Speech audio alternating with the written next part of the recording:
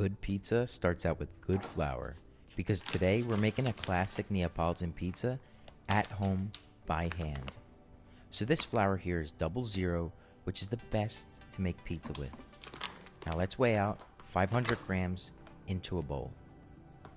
Now I like to use active dry yeast, and only 0.5 grams is sufficient because we're doing a low and slow fermentation to maximize flavor.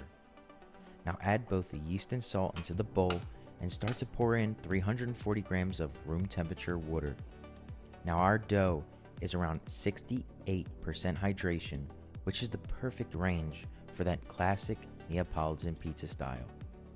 Simply mix with the back of a spoon and press using your knuckles so that all of the dry bits form together and allow the water to absorb.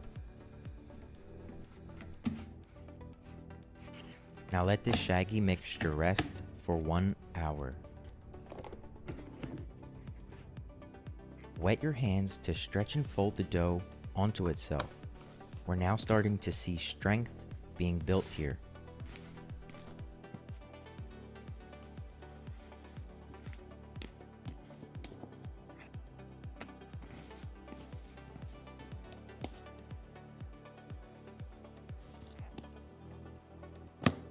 I flipped the dough over, rounded it out, and covered it to rest for another 2 hours.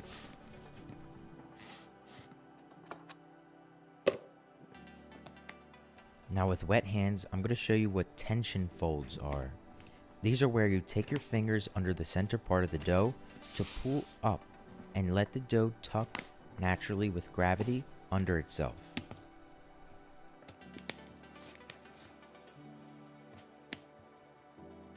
Rest another hour. For this part, we're going to remove the dough from the bowl. Start to build tension by rounding the dough out on a tabletop. At this point, you can see that hand mixing can be very effective.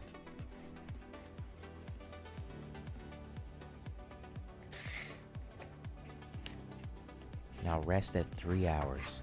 And don't forget to check my description where I show you how to fit this dough project into your schedule. Now let's divide 3 even 280 gram dough balls.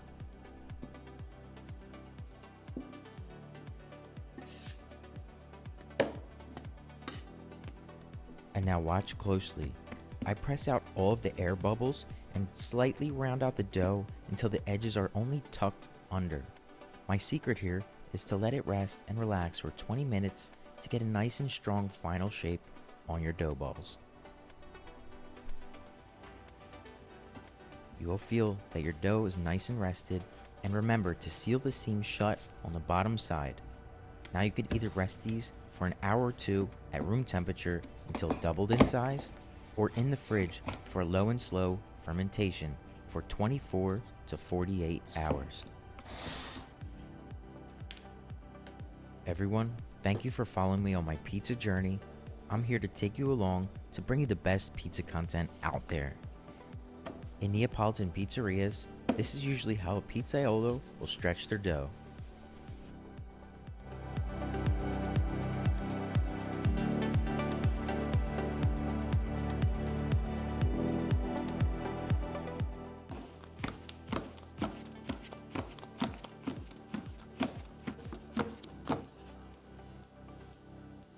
Okay, maybe the tricks are something a little extra, but this dough is meant to be stretched and pulled because of its lower hydration.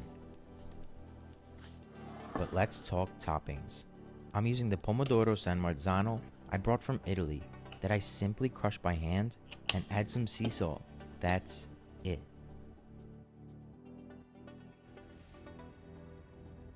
And the mozzarella fiori di latte I cut into strips for that Neapolitan look.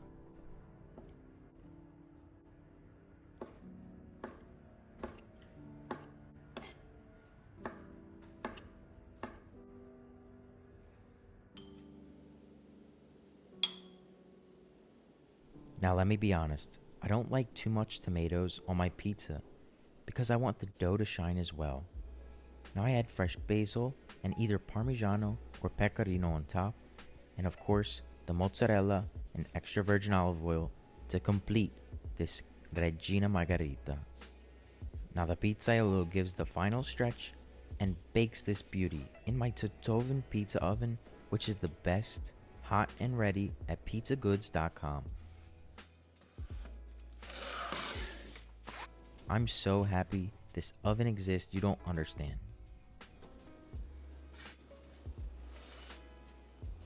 The Totovan creates the perfect pizza every time.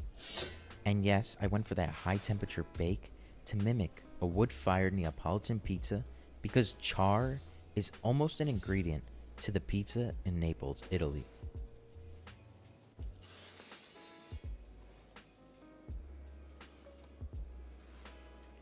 I'm so happy how this came out.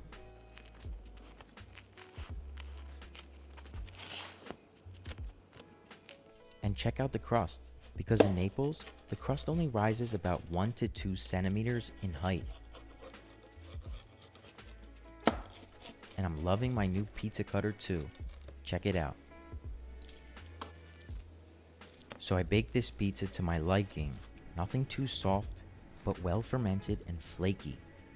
I don't like it soupy either, just an even ratio of ingredients.